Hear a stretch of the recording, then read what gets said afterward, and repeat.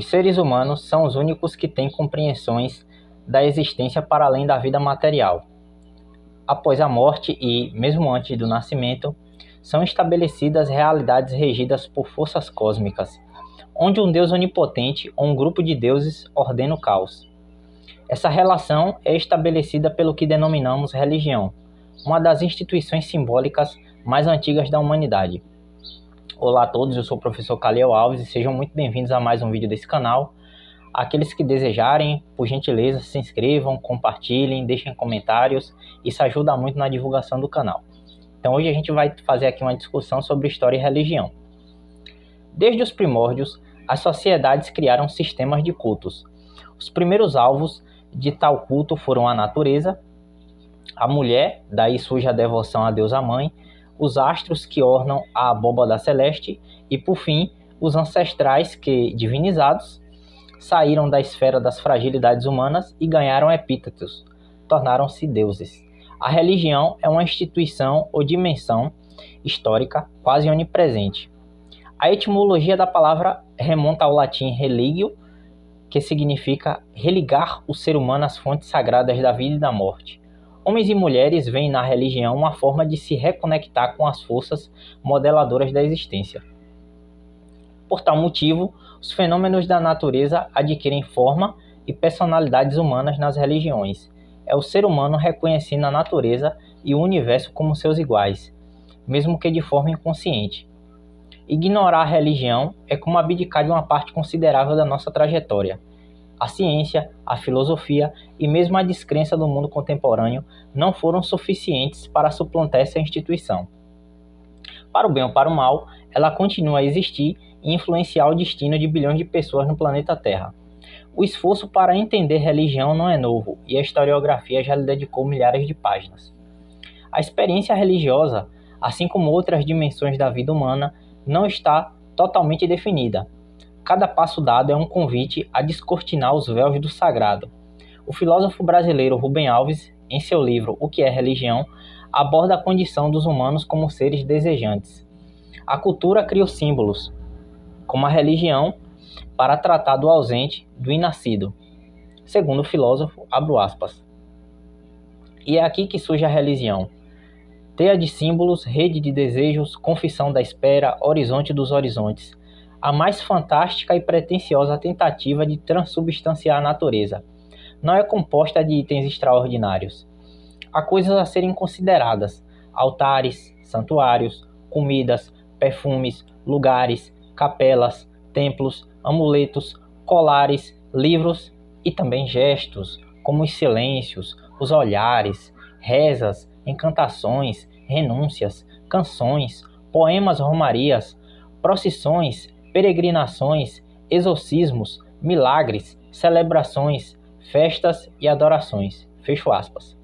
A religião como símbolo do sagrado é incompleta, como todos os símbolos o são. Precisa de complementariedade material, ou mesmo se reconciliar com a vida eterna. Ela é mais que um sistema de culto. Nem toda religião se institucionaliza da mesma forma.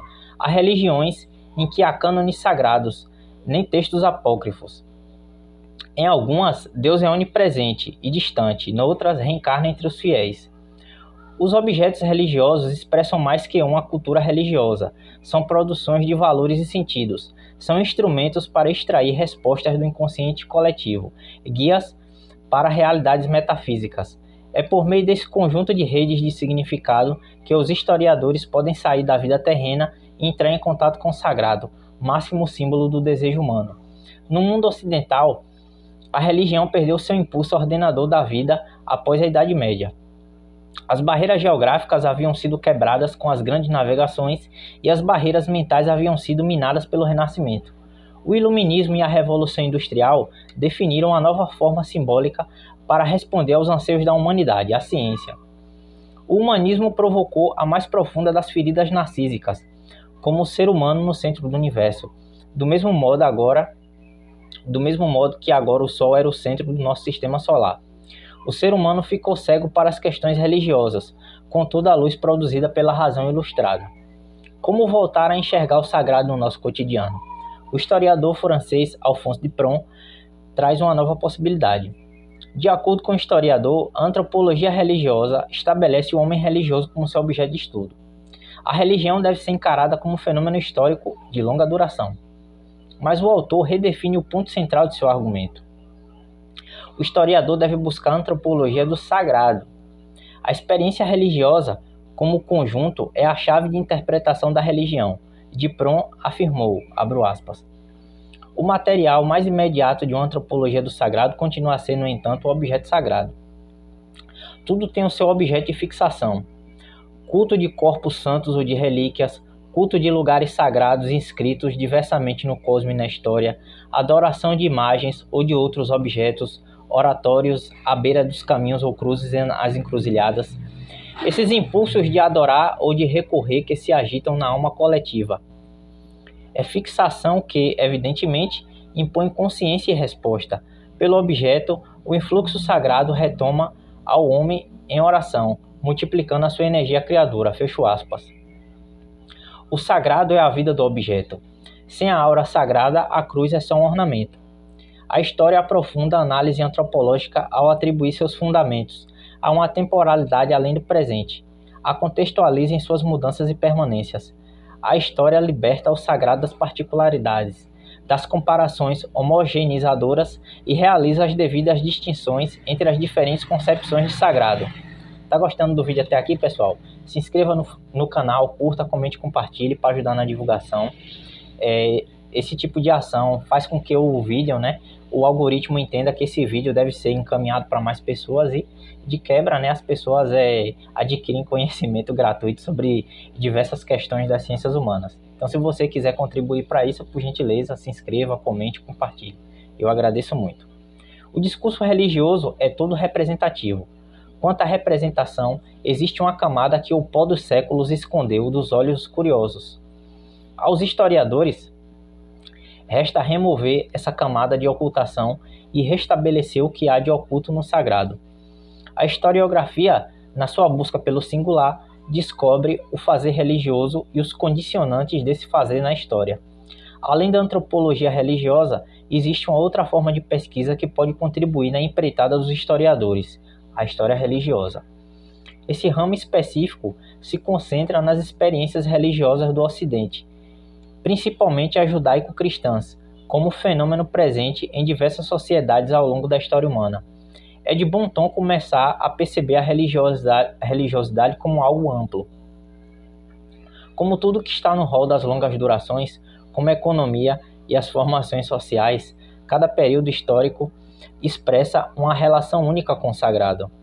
A religião já não é mais a legitimadora das causas e efeitos do mundo social e natural.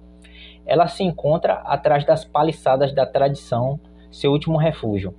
Os assaltantes vieram de suas próprias bases, as universidades intelectuais nela formados. Se antes ela determinava a soberania dos reis, a ordem dos astros e a suposta superioridade dos seres humanos no planeta, agora a razão suplantou tudo com seu espírito moderno e questionador. As verdades dogmáticas já não davam mais conta de responder a tantas perguntas que se atropelavam na mente dos iluministas. O historiador Dominique Julia assim descreveu essa mudança, abro aspas, querer explicar em termos científicos uma religião já constitui uma confissão de que esta deixou de fundamentar a sociedade. Significa defini-la como uma representação, tratá-la como um produto cultural despido de todo privilégio, de verdade com relação aos outros produtos. Fecho aspas. Mas aos que anunciaram a morte de Deus e o ostracismo da religião no mundo contemporâneo, sinto dizer que se precipitaram. A religião não perdeu seu vigor. As instituições religiosas se proliferam como franquias pelo mundo. Os livros sagrados continuam a ser sucesso de vendas. As constituições dos Estados-nações leigos ainda invocam a divisa, aos olhos de Deus e dos homens. O Homo religiosus encontrou um concorrente desleal no Homo economicus. O avanço da tecnologia tornou o espaço tão diminuto e o tempo tão veloz que o sagrado surge como uma vertigem, um entreposto entre a ignorância científica e a irracionalidade. O historiador atento ao fenômeno religioso o percebe além das instituições. Capta a religiosidade no cotidiano, nos gestos, nas invocações sacras, no hábitos.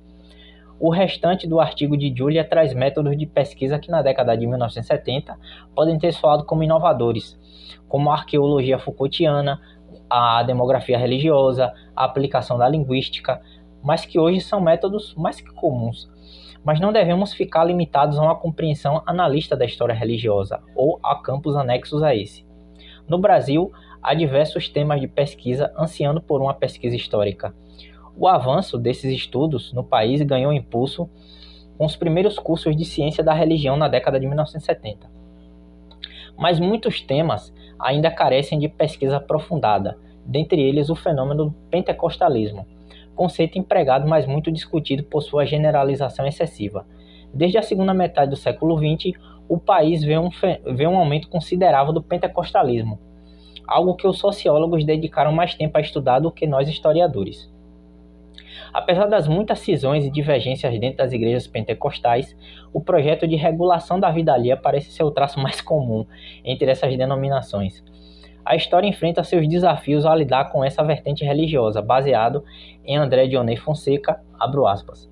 No caso específico da história, além da dificuldade inerente à complexa morfologia das instituições que estão na moldura do pentecostalismo, devemos acrescentar certa dificuldade de acesso às fontes que, a depender da denominação escolhida, pode ser maior ou menor. Fecho aspas. O historiador brasileiro detalha os desafios, mas também estabelece soluções. O pentecostalismo está na TV, no rádio, na internet, lança um grande volume de publicações todos os anos. Existem dados demográficos e jornalísticos mais que suficientes para tratar do tema e preencher lacunas antes consideradas insolúveis. O fenômeno guarda suas complexidades, mas não impede sua pesquisa. Ainda no âmbito da história e religião, as pesquisas sobre as instituições religiosas brasileiras, expressões religiosas populares, a história material da religião, as representações do sagrado na cultura e uma infinidade de estudos localizados têm transformado o campo de pesquisa. Como exemplos, podem ser citadas as irmandades leigas criadas pela população negra no Brasil Império e as hibridizações religiosas formuladas pelos povos nativos do Brasil Colônia. As legislações de cunho religioso também são uma fonte de pesquisa valiosa. Estados como Bahia e Sergipe possuem seus próprios estatutos de igualdade religiosa. O Dia Nacional de Combate à Intolerância Religiosa, a Lei nº 11.635 de 2007, é outra demonstração dos avanços no combate à intolerância religiosa e mesmo do racismo de cunho religioso. Os caminhos tomados pelo historiador pouco importam. O resultado será sempre o mesmo, uma maior compreensão da experiência religiosa na vida humana.